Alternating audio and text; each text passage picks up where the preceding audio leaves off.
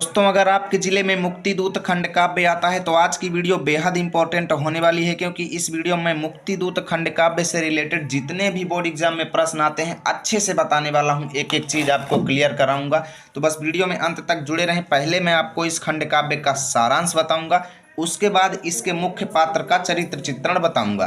तो वीडियो बेहद इंपॉर्टेंट है, बोर्ड एग्जाम में आपको 3 अंक ये वीडियो दिलाने वाली है। तो चलिए शुरू करते हैं। कैसे क्या चीज़ें लिखना है आपको डिटेल में बताऊंगा, ठीक है। तो सबसे पहले ऐसे हाईलाइट हेडिंग डालेंगे, वो भी काले स्केच से या काले पेन से, ओके। लाल का यूज नहीं करेंगे, ना तो गुलाबी पेन का यूज करेंगे। जितनी भी हेडिंग डली है सबको काले पेन से डालना है। उसके बाद लिखेंगे मुक्ति दूत खंड काव्य गांधी जी के जीवन की कथा को व्यक्त करता है। इस खंड काव्य को 5 सर्गों में विभक्त किया गया है, जिसका सर्गवार सारांश इस प्रकार है, ओके। अब आपको पहली हेडिंग डालना है प्रथम सर्ग। इसमें लिखेंगे इस सर्ग में कवि कहते हैं कि जब संसार में पाप और अत्याचार बढ़ जाता है तो ईश्वर किसी महापुरुष के रूप में जन्म लेते हैं। इसी प्रकार भारत को अंग्रेजों के अत्याचार से बचाने के लिए पोरबंदर नामक स्थान पर करमचंद्र के यहाँ मोहनदास के नाम से एक महान विभूति का जन्म हुआ। कुछ रटना नहीं है, एकदम सिंपल शब्द हैं, बस ऐसे ही एग्जाम में छाप देना है। अब आपको अगली हेडिंग डालना है द्वितीय सर्ग। इसमें लिखेंगे इस सर्ग में गांधी जी की मनोदशा का वर्णन है, ठीक है। एक दिन गांधी जी स्वप्न में अपनी माता को देखते हैं, जो उन्हें समझा रही हैं कि तुम लोगों का भला करो, गिरते को सहारा दो, केवल अपना ही नहीं औरों का भी पेट भरो। तभी से गांधी जी ने देश को आज़ाद कराने का संकल्प ले लिया। एकदम सिंपल वर्ड्स में मैंने ढूंढ करके लिखा है। अगली हेडिंग आपको डालना है तृतीय सर्ग। इसमें लिखेंगे इस सर्ग में गांधी जी द्वारा अंग्रेजों का विरोध करने का वर्णन है। प्रथम विश्व युद्ध के दौरान गांधी जी ने देशवासियों को अंग्रेजों की सहायता करने का आदेश, इससे पहले आप लोग स्क्रीनशॉट ले लो, ठीक है। आदेश के बाद फिर आगे चलेंगे, आप लोग इसका स्क्रीनशॉट ले लो, ओके, ताकि आपको आगे समझ में आए, ठीक है। दिया यानी आदेश दिया अंग्रेजों का साथ देने के लिए, परंतु युद्ध जीतने के बाद अंग्रेजों ने रॉलेट एक्ट लागू किया तथा जलियांवाला बाग हत्याकांड किया, जिससे गांधी जी का हृदय दहल उठा और उन्होंने कहा कि अंग्रेजों को अब भारत में ज़्यादा दिनों तक नहीं रहने देंगे। अब चौथी हेडिंग आपको डालना है और इसमें लिखेंगे इस सर्ग में गांधी जी द्वारा चलाए गए आंदोलनों का वर्णन है। जलियांवाला बाग की घटना होने के बाद गांधी जी ने जनता को असहयोग आंदोलन के लिए आह्वान किया। इस आंदोलन से अंग्रेजों को निराशा हुई। इसके बाद साइमन कमीशन बनाया गया, जिसका भारत में विरोध हुआ। इसके बाद गांधी जी ने नमक कानून तोड़ा।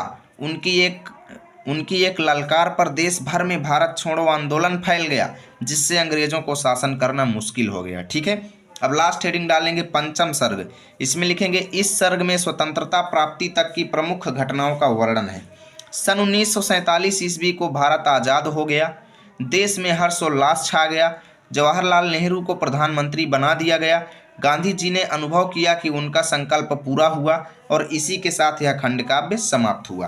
तो इसका सारांश आपको ऐसे बोर्ड एग्जाम में लिखना है। स्क्रीनशॉट लेना चाहते हो तो आप लोग ले लो, ठीक है। यहाँ पर इतना ले लो और इसका यहाँ से स्क्रीनशॉट ले लो, पूरा स्क्रीनशॉट ले लो, लिख लीजिएगा। और चलते हैं अब इनके मुख्य पात्र अर्थात गांधी जी के चरित्र चित्रण की ओर। तो देखिए दोस्तों, सबसे पहले आपको हाईलाइटेड हेडिंग लिखना है गांधी जी का चरित्र चित्रण। इसके बाद लिखना है मुक्ति दूत खंड काव्य के आधार पर गांधी जी की चारित्रिक विशेषताएं इस प्रकार हैं, ओके। अब पहली हेडिंग डालेंगे सत्यवादी।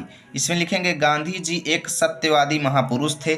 सत्य और अहिंसा के द्वारा ही उन्होंने देश को आज़ाद कराने का सफल प्रयास किया। उनके द्वारा चलाए जाने वाले सत्याग्रह आंदोलनों से उनके सत्यवादी होने का प्रमाण मिलता है, ओके। अब स्क्रीनशॉट ले लो इतने का। अब आपको अगली हेडिंग डालना है कुशल राजनीतिज्ञ। इसमें लिखेंगे गांधी जी एक कुशल राजनीतिज्ञ थे। वे अंग्रेजों द्वारा बनाए जा रहे षड्यंत्रों को पहले से ही समझ जाते थे और उनसे हमेशा एक कदम आगे रहने का प्रयास करते थे। अगली हेडिंग डालना है देश प्रेमी। देश प्रेम की भावना उनके अंदर कूट कूट कर भरी हुई थी। वह आजीवन अपने देश को आज़ाद कराने के लिए संघर्ष करते रहे। वे देश प्रेम के कारण ही अंग्रेजों का विरोध करते थे, ठीक है। अगली हेडिंग डालेंगे एकता के समर्थक। इसमें लिखेंगे समर्थक, ठीक है। इसमें लिखेंगे गांधी जी कभी भी मानव मन में अंतर नहीं मानते थे। वे सभी को सुखी एवं समृद्ध देखना चाहते थे। उन्होंने भारत की संपूर्ण जनता को एकता के सूत्र में बांधने का प्रयास किया। अब अगली हेडिंग आपको लिखना है स्पष्ट वक्ता एवं नेता। यानी गांधी जी एक कुशल नेता थे। वे अंग्रेजों से जूझने के लिए रोजाना नई रणनीति बनाते थे। इसी गुण के कारण उन्हें राष्ट्रपिता कहा जाता है।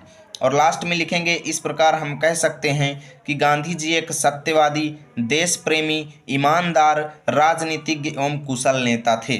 तो इस तरीके से आज की वीडियो फिनिश हुई। उम्मीद करता हूँ वीडियो अच्छी लगी होगी। प्लीज़ वीडियो को लाइक करना, दोस्तों के पास शेयर करना। मिलेंगे आप सभी के साथ अगली वीडियो में, तब तक के लिए जय हिंद, जय भारत।